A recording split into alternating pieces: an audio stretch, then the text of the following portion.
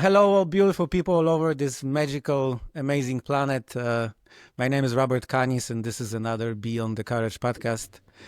Our last guest was amazing Lama Mike Crowley, who talked very bravely and very openly that monks and lamas were using psychedelics for thousands of years. Very, very interesting subject. I also highly recommend our podcast with Danny Goller, who made one of the probably most important discoveries in the human history. We'll place all the links in the description. And today I'm super excited. We have another amazing guest from Australia, currently in Peru, John Wood, a creator of Rage Heart. I love your work, love your energy. How you doing, John, today? I'm good, Robert. How are you, mate? I'm very, very good. Super excited to have this a very deep, open-minded conversation with you, John. Would you like to like to introduce yourself to our guests and viewers? Sure. So, my name is John Wood. I'm from Australia. I live in Peru, about an hour and a half from Cusco, so down in the Sacred Valley, the valley that runs all the way to Machu Picchu, which a lot of people are probably familiar with. I mean, I don't know how much of the story to tell right now, but I came to Peru a few years ago, about a little over 3 years ago now, got into plant medicine and psychedelics, had a whole bunch of crazy experiences. And then, yeah, about 3 years ago, a bunch of stuff happened and I was in Australia, was looking for somewhere to go and decided to go to Peru. I was really just looking for somewhere that I could continue working with these amazing plants and at the same time somewhere to, safe to hang out, find some like-minded people, a good community, all of that sort of stuff. And somehow just landed in the perfect place where great friends, great community, working with the plants, and now Rachart, which is a business I started. It's like about 5 years ago. I started working with learning about somatic therapy, somatic experiencing is one modality in that space, and it changed everything. And I say that as someone who's tried all kinds of stuff, all the meditation and ice baths and breath work and journaling and gratitude lists and all kinds of stuff. And the somatic piece was like, even more so than the plants, I think, it has been the missing Wow. piece for me at least. And so Raychard is my attempt to put all that together in a way that other people can learn from and benefit from. Would you be so kind and elaborate a little bit more about, because, I think people who be listening and watching us, everyone would just dream about getting this peace of mind, this calmness, because you mentioned in our private conversation before the podcast that a lot of people is mixing your technique, your work with meditation, right? Yeah, so I've been uploading videos to YouTube for a few months now, and this is just some context. And one video that I put up, it's the only video so far that I've had that's we could say blown up a little bit. For me, blown up, it's got 50,000 views, which in the grand scheme of things is probably nothing, but it's good for my tiny little YouTube channel. And the title of it is "This Weird Trick Works 10 times better than meditation." And then I give some context for the backstory. There was a customer that I had named Logan. He went through Raychart, the Raychart Academy, which is a course where I teach people how to regulate their nervous system. And that was a testimonial that he sent me somewhere along in that journey. He said he tried, I think he'd done a bunch of mindfulness, transcendental meditation, I think his main issue was anxiety. And so we'd done journaling. He'd done, the various types of meditation. And after going through the Raychart, the approach I teach people, he sent me an email and said, we said a few different things, but one of those things was, this works 10 times better than meditation. It silenced my mind like never before. And so I go on YouTube and I'm like, here's the technique. It's free. I'll tell you it right now. It's look around, right? Orient to the safety in your environment. Feel the ground beneath your feet and notice your breath. 3 points of awareness, right? You can do one of these things at a time, and that's where it starts. Then try two. So can you look around and feel the ground at the same time? And can you look around and notice your breath at the same time, right? And then finally put them all together. So you look around, you feel the ground, and you breathe. Notice your breath, ideally without changing it. I'm not really guiding it right now. I'm just giving you like the quick, like a summary of the technique. So I shared this in the video, and the amount of comments, I swear, it's like half the people are just complaining that they're like, this is meditation. this is a technique from blah blah blah tradition. And Mhm. I mean, I'm not denying that. I think it sounds like in certain there's a Tibetan tradition, Tibetan Tantra, I think, which may teach that. There's, walking meditation and Vipassana. However, like I mean, I would just say I meditated for, man, 20 minutes a day for about 10 years. And right around, yeah, after about 10 years, man, I got myself into some really serious trouble with some bad people, manipulative people in the plant medicine psychedelic space. And my 10 years of meditation did not prepare me for that. Not, they didn't, I missed all the signals, for what was wrong with these people. I wasn't really sure how to work with any of the emotion. I didn't even know I had emotions at that stage. And so, for me at least, and I've seen this with other people, meditation can work as a kind of, depending on what they've been through and how their system is just configured or how it's been programmed, meditation, in my experience, can reinforce, very subtle habits of suppression and disassociation. And this technique that I shared in this video of looking around, having an external awareness while simultaneously having an internal awareness was for me, and I think for a lot of people, can be a missing piece, right? Because usually meditation is either I'm entirely focused internally, so I feel the sensation as the air goes in and out of my nostrils, right? Or I feel the air as it comes in and out of my belly. I'm belly breathing. Or I count, it's another one. My awareness is entirely internal. My eyes are shut and I'm trying to stay as still as possible. That's a typical, to me anyway, that's what I imagine most Westerners think of as meditation. You sit down cross-legged, maybe light a candle, you maybe do some, hold your hands in sort of a specific way, shut your eyes, stay still, and then have a point of focus. That would be like an internally focused meditation. The opposite would be like a external. So there's a candle in front of you, and instead of your eyes shut, you're focused entirely on the candle. And I guess either or, the idea is if I focus on this enough, if I concentrate enough on this thing, the mind will go quiet. But for me, the way I used to meditate was sitting there, various, it was all internal, so eyes shut generally. And I think I got very good at this internal thing, but without realizing it, it's even kind of hard to explain. Without realizing it, it's almost like how I describe it now, and I don't know if this will make sense to people, is it wasn't embodied. It's like I could, maybe because of my childhood trauma, things I'd been through, it's like I knew I wasn't taking up, inhabiting my full bodies. I was meditating, and the mind would get quite quiet, but I had no idea how to actually feel, and not even just feel, but embody and express what I was feeling. So I might have a fight with my girlfriend, and she's all angry, and she wants to see some emotion from me rather than me just feeling like I'm a rock or a wall. And I take a deep breath because that's what I would learn to, that's what I learned to do through my meditation anyway. I'd take a deep breath, stay calm, be present, not realizing that I was very subtly avoiding or shutting my emotions down. And so anyway, this is all sort of a roundabout way to say that this technique, I don't think about it as meditation, looking around, feeling the ground, noticing your breath all at the same time, because at least the meditation that I've done, and I've seen this in other people, they have this problem. They might be very good at being internally aware. They can be very present, but then I see them in their lives and how they move around, and they'll be absent-minded, or I can see it in how they move. They're not in their body. And so I think to have a healthy discussion about this, or at least the differences between techniques, for me, it's been helpful to kind of go, okay, this is to me anyway, meditation is sitting down, cross-legged, eyes shut, that type of thing. That's what I'm trying to differentiate it from. Eyes open, feet on the ground, noticing your breath without changing it, integrating that into movement, to sound. I don't think about that as meditation because I've never seen a meditation teacher teach it quite this way. And those small differences in the way that it's taught, like with anything, can make a very powerful difference in the result. Does that make sense? Yeah, sure. That's pretty clear. And you also talk a lot about working with calming down nervous system. What else we can do today? Nowadays, we got many tools today. We got psychedelics.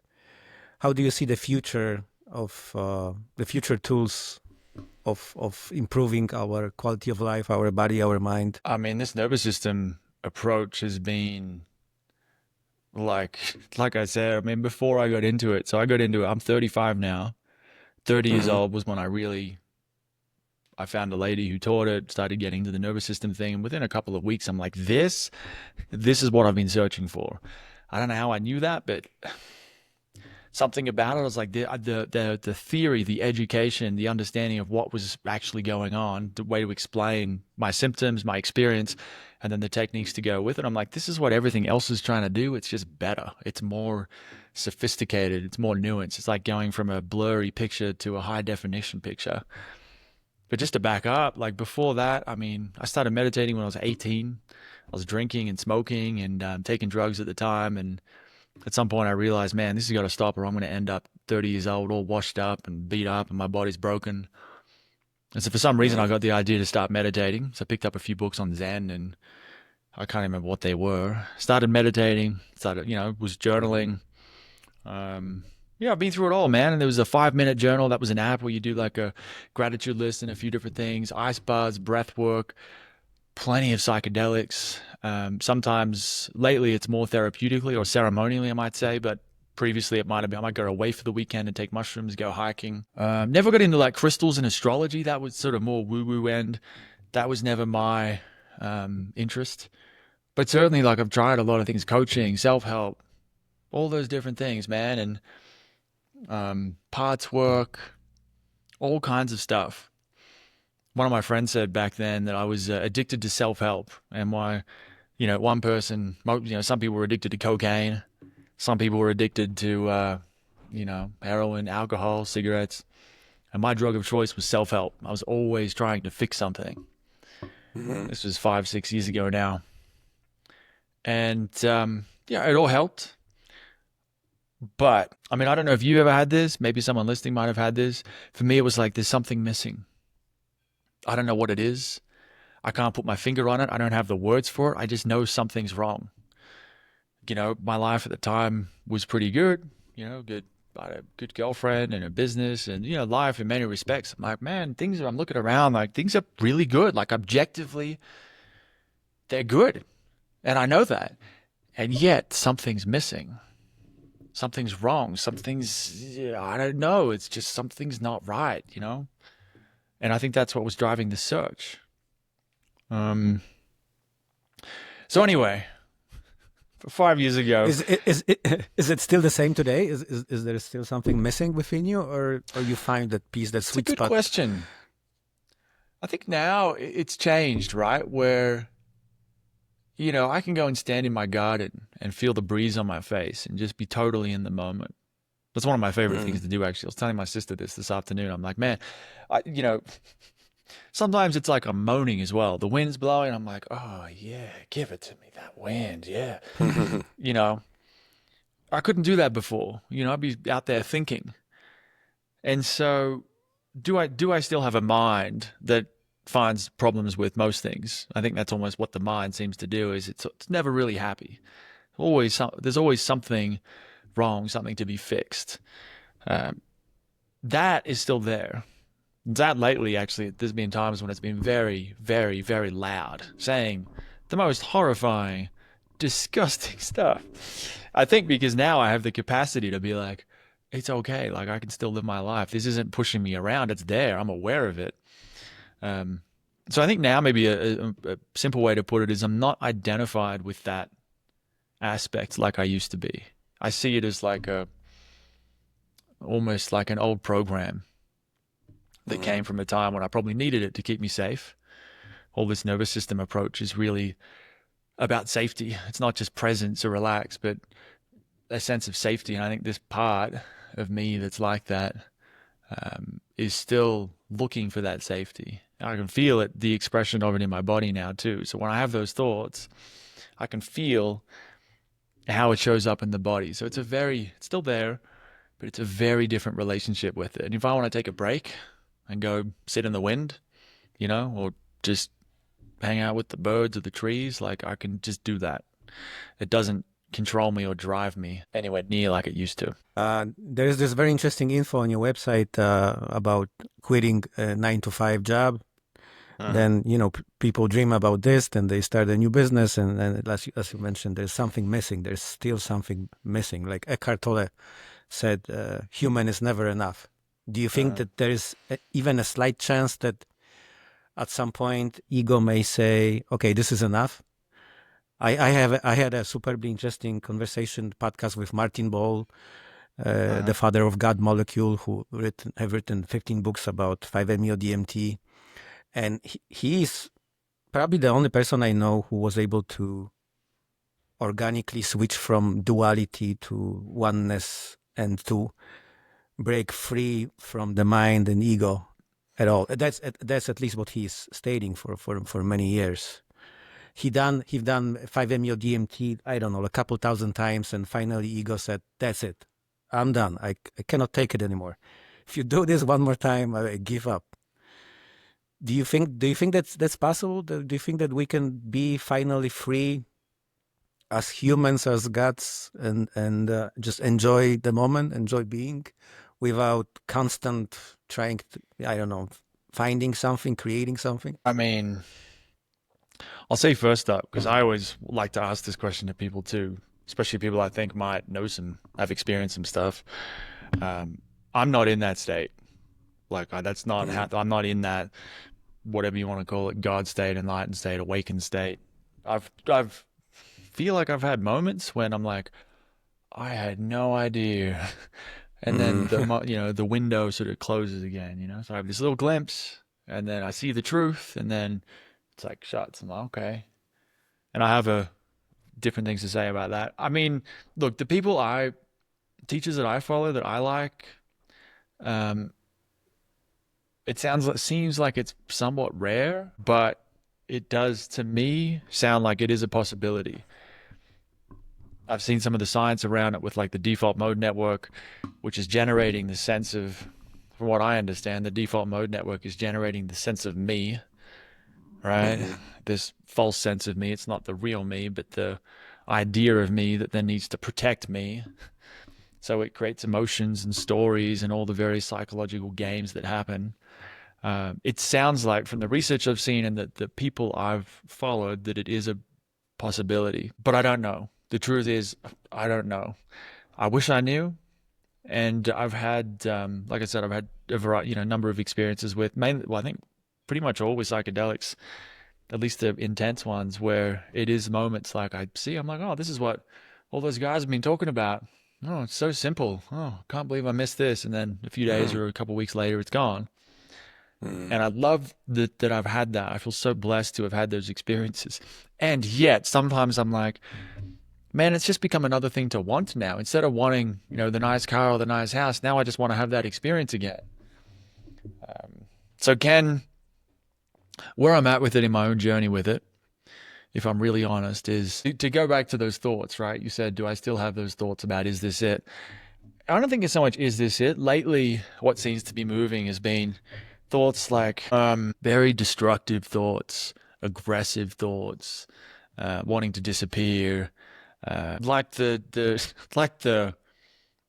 rolling around in the mud of my, I don't know, psyche or subconscious or something like that.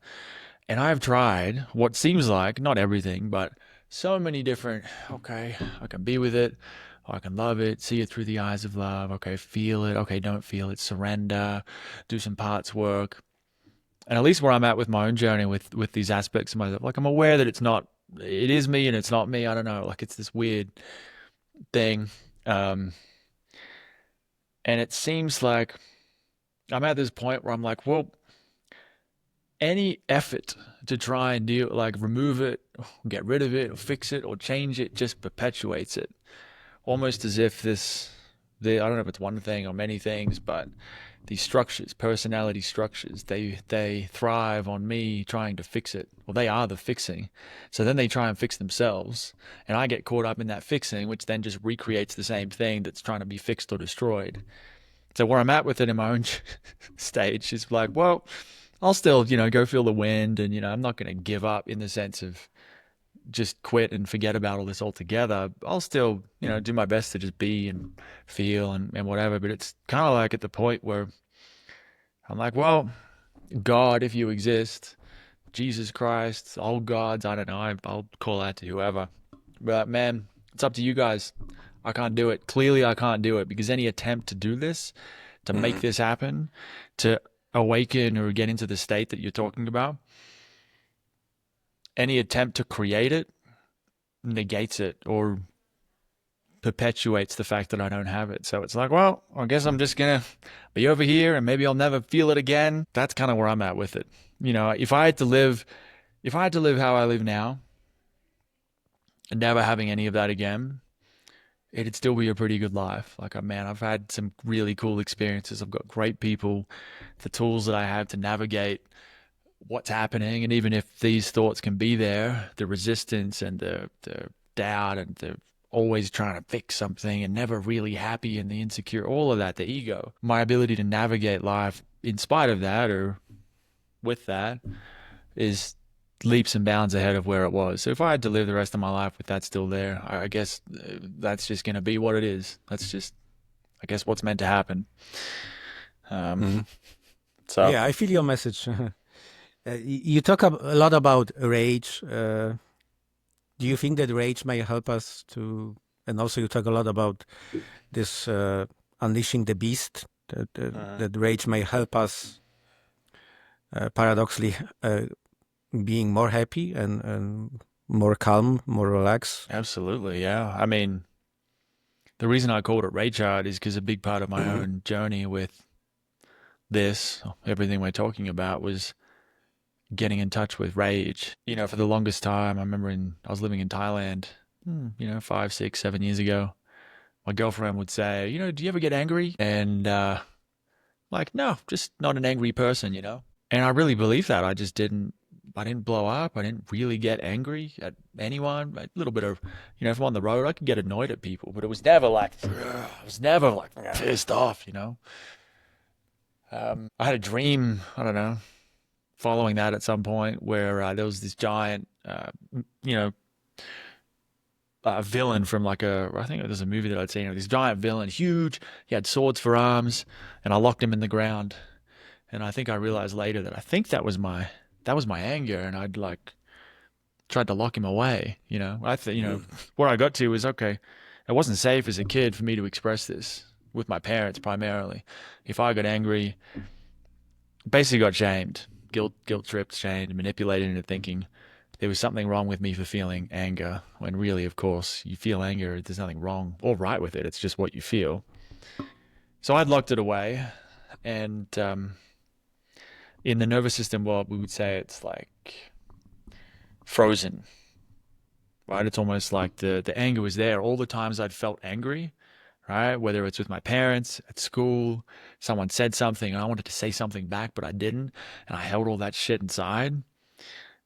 In the nervous system language, we'd say it becomes frozen. It's like if it can't be expressed out, it'll get stuck in the body somewhere. You would know this. I don't know how much 5-MeO you've done. I've never done it, but plant medicine, people can have these processes where these emotions from who knows when come up and out. They get expressed. And if it's not expressed, whether it's, we can say it's with anger, shame, any of these emotions, if they're not expressed, it's like they sit inside the body. And what they do is trick the body into thinking that event that made it feel angry, is still happening. Because the body's like, well, the anger's still here, so obviously I'm still unsafe. So if I'm still unsafe, I can't let my guard down. I can't relax.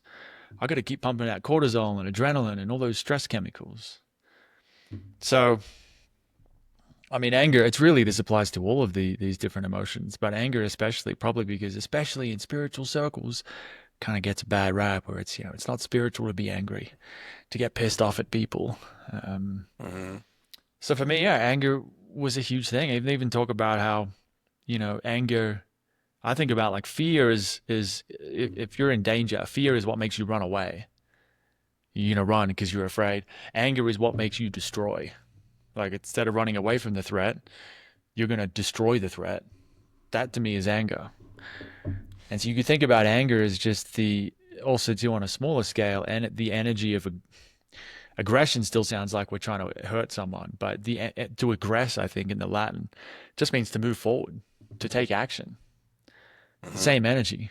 So if someone's anger is like totally locked away and it's all blocked and they're not willing to feel it, they'll probably have things like lots of procrastination, resistance, low motivation. They won't have much energy because all that life force that's behind the anger, or that is the anger, is like it can't flow.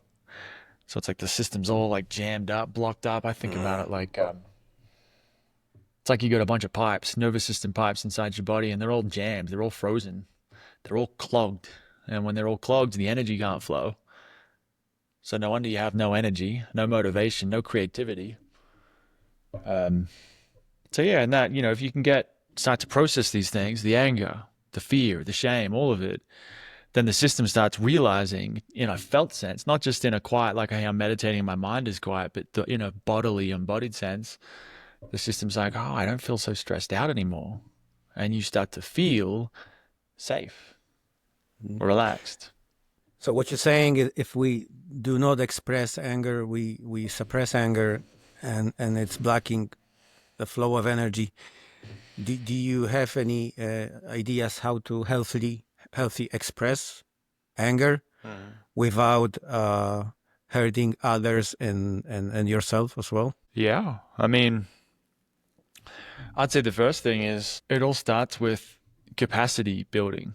So it's not about going straight into the anger. So if someone thinks they have anger, right? Even anxiety can be stored, suppressed anger.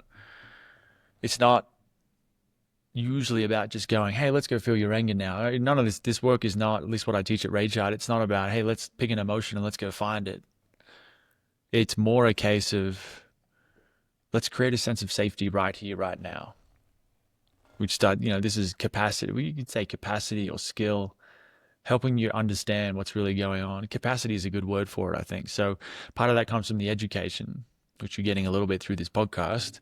It also comes from, understanding fight, flight, freeze, fawn, which is a people-pleasing response, is a simple way to think about it.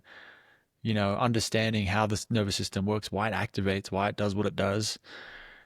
That education, it sounds, I don't know, it's been a while since I first got into this, so it's hard for me to remember how it was when I got into it, but it's fantastic when you finally understand what's going on. It takes away all the shame of like, oh, I'm anxious, something's wrong with me. No, you're anxious because you went through some really hard shit when you were a kid, probably, or you went through some accidents or something as an adult. Nothing's wrong with you. Your system is just doing its absolute best right now to survive.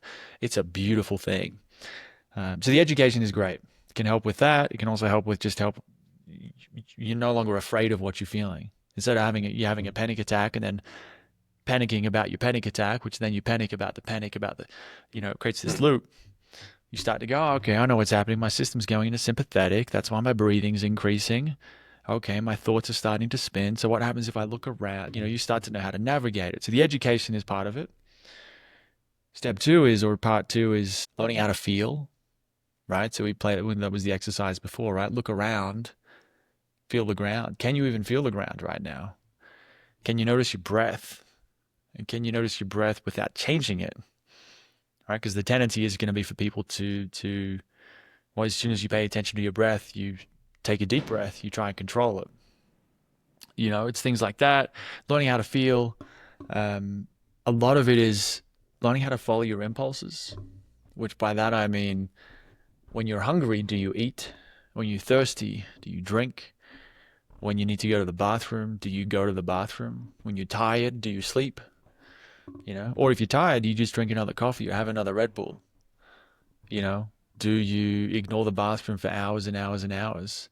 Because in these situations, what we're doing, in these quite obvious situations with sensation, we're disassociating, ignoring, learning to tune out of what our body is saying so we can keep working on doing whatever it is that we want to do. We're reinforcing these patterns of disconnection from our body.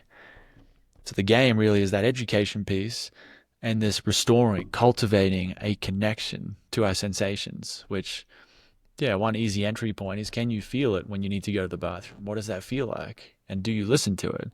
Same with hunger, same with thirst, same with sleep. Can you feel the ground right now? If you have a shower, what happens if you put your attention on the water or the wind if you're outside? That's one of my favorite things to do. Those two things together. And then the third thing, I just say do it consistently. Practice. Not trying to fix things, not trying to heal, not making it about that. Really, it's a spirit of almost like childlike curiosity and wonder. Like you're like, oh, well, let's have fun with this. Let's explore this, Mm. which creates a deeper sense of safety. And then the anger, to bring it back to that, just happens when it's time for it to happen.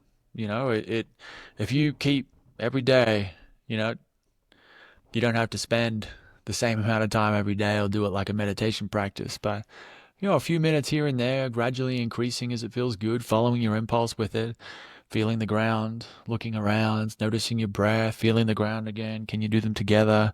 Oh, let's go to the bathroom. I can feel that now. That you practice this and integrate this and make it a part of your life.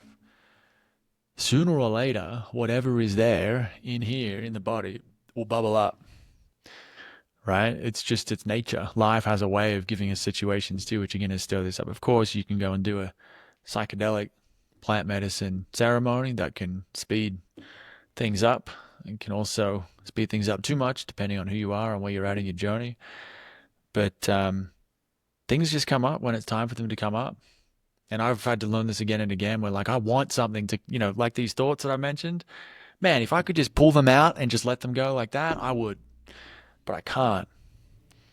And it's been such a Mm-hmm. process of learning, okay, even trying to get rid of it, trying to fix it, trying to change it, trying to get that anger, whatever I think it might be, whatever story I'm telling myself about what I think the problem is, a lot of that just gets in the way of me just being available to what's here right now, to what I'm feeling right now, and trusting that, it takes trust, man, like kind of going, it'll come up when it comes up. But anyway, if we want to speak specifically about anger, Yep. with that groundwork laid, for me, it's a lot of it's about, if you think about the somatic approach, right? Meditation, from my understanding, would be just teach you to sit with it, just watch it, don't get involved in it, almost like you're just being with the anger, but nothing else is happening. The somatic approach, the way I was taught and the way I teach people, is it's almost like you have to be the animal that you are, or unleash the beast, wake the tiger. That's Peter Levine's book, Waking the Tiger. And what I mean by that is, if you see a dog or a cat, or think about two dogs. One dog's eating some food, another dog comes along and starts to go near that food. What happens? Right, the dog. If you watch the dog carefully, the dog will tense up. His eyes will like glance out sideways, maybe like he's looking at the other dog. If the dog gets too close, he starts to, he's like, you'll see his lips start to raise, like he's starting to bare Mm-hmm. his teeth. You won't see this unless you're watching the video, but yeah, you'd be like, so his teeth start to come up. We could say that's a snarl. The eyes might start to narrow and focus on a threat. And so what we're seeing is like the fight response engage, right? The mammalian fight response. So to me, the anger can be, yeah, you can say, I'm angry at someone, I'm angry with you, or you can say, fuck you, or whatever it is. But this approach is more like, what would it be like to embody that anger? So for me, it was when this came up the first time, it's a whole story, moved all the way up my chest. Like we started tuning into something in my solar plexus, comes all the way up in my chest, into my throat, into my face. My breathing increases, and I start to growl without really meaning to, like just so people, I guess, can get an idea of how it showed up for me, was like a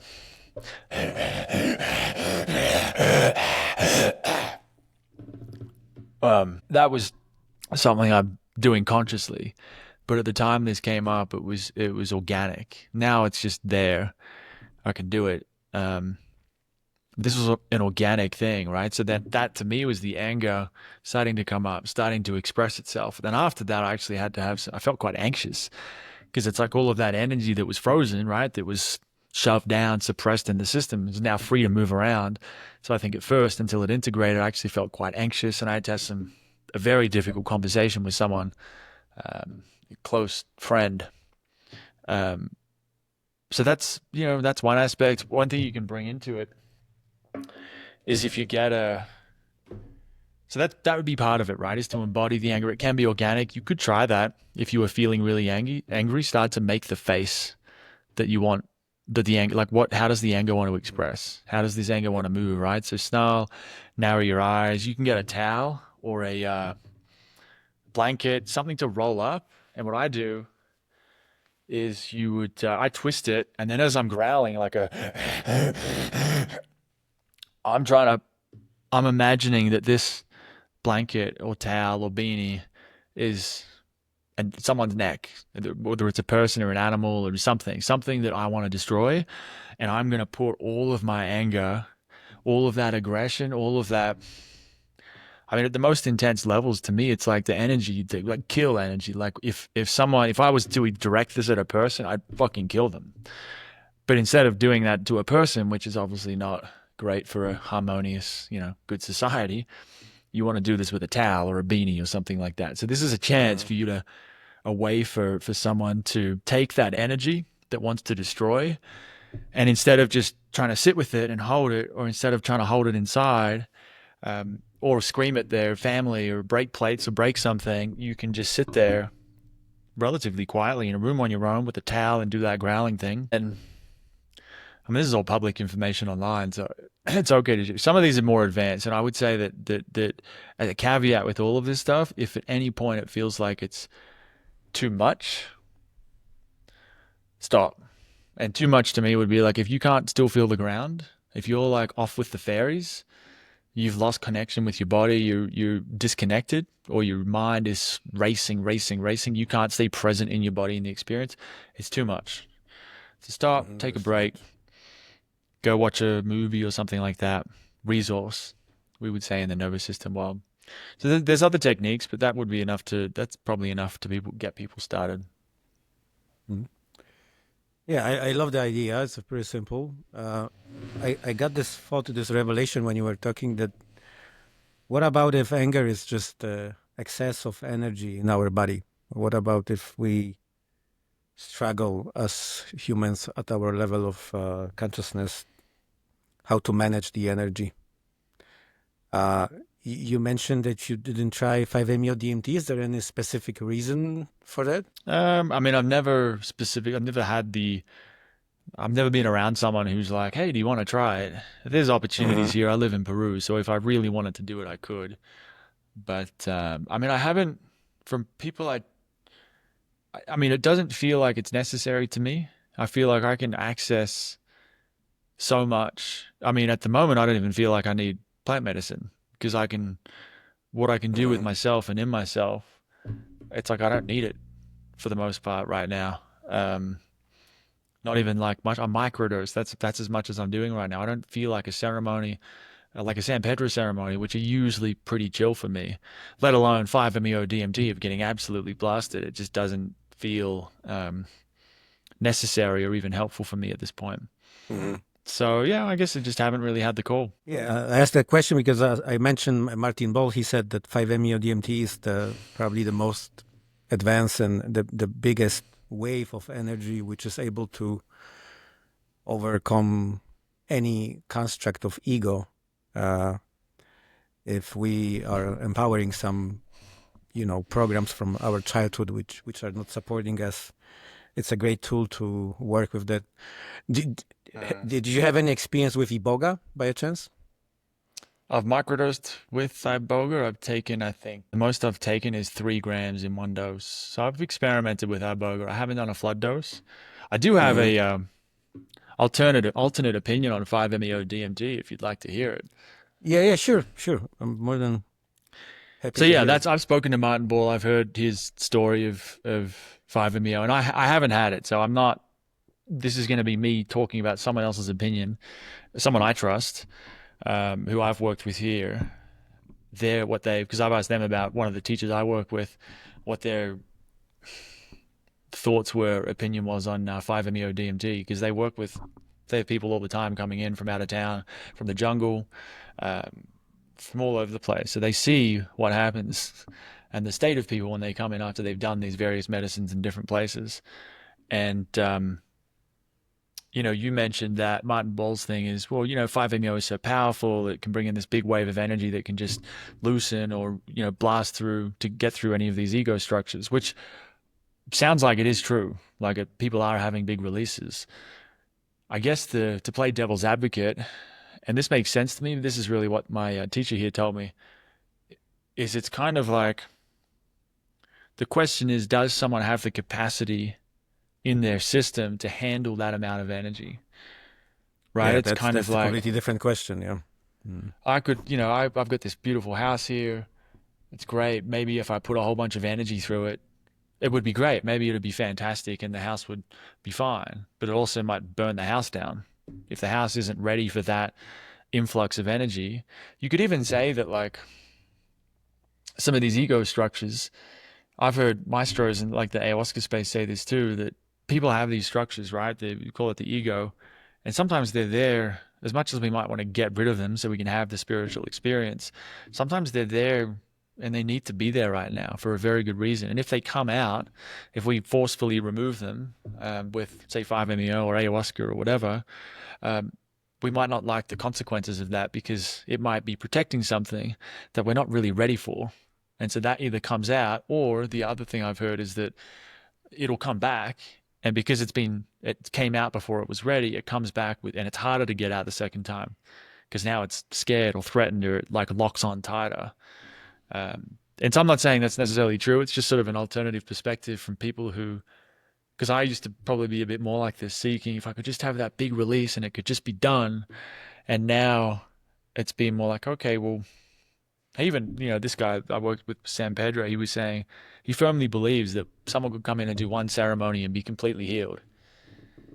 And I was like, oh, that's really weird. I don't know how that, isn't that like the 5-MeO thing? And then we talked about it one day, and he said, the question is whether someone could handle, like, the human body, especially someone who's just getting started, um, can handle that amount of, whether you call it energy, electricity. He did say he didn't say that everyone 5-MeO is bad for everyone. It was more a case of, it sounds like from his perspective, it depends on the person's ability to integrate, or they're probably there to go to that word capacity. If someone can't stay here in their body with that amount of energy, it's like it doesn't land or integrate or work. The same thing happens with nervous system work. You could use certain techniques to, go into someone's worst traumas and bring it up. It doesn't mean it's the best, that's what they need. It can re-traumatize them and make it worse in the future. So it's that's sort of the flip side of the 5-MeO thing, from what I've heard. Yeah, I completely agree with you. I'm not advocating for the molecule. I'm just trying to have a very open-minded conversation here, Yeah. because we have these tools, and they're becoming more and more popular right now, and almost entering mainstream. Uh-huh. But Iboga is different, right? That's why I asked you about Iboga, because I wouldn't call it a psychedelic. It's more like a dissociant. The 5-MeO and DMT is a huge wave, like a tsunami of energy. The Iboga is completely opposite, right? I microdose it. I've done 5-MeO many times, but Iboga is calling me very heavy, and I somehow attracting guests on the podcast who are also who even done it, or they had some knowledge about it, or there's been this amazing podcast, Joe Rogan's, like 4-6 weeks ago, when ex governor of Texas decided to sacrifice his life to work of Iboga and make it legal and accessible in US, which is amazingly beautiful. And it's a very, very interesting topic. And John, what is your view on technology, on this silicon way of expanding consciousness of evolution? Like yesterday, I watched a very interesting podcast when the guy who got the Nobel Prize invented the first artificial protein, and he mentioned that, as for right now, there's like 10,000 of them, and they may completely change our life. We can completely restructure human body, human mind, our hearts,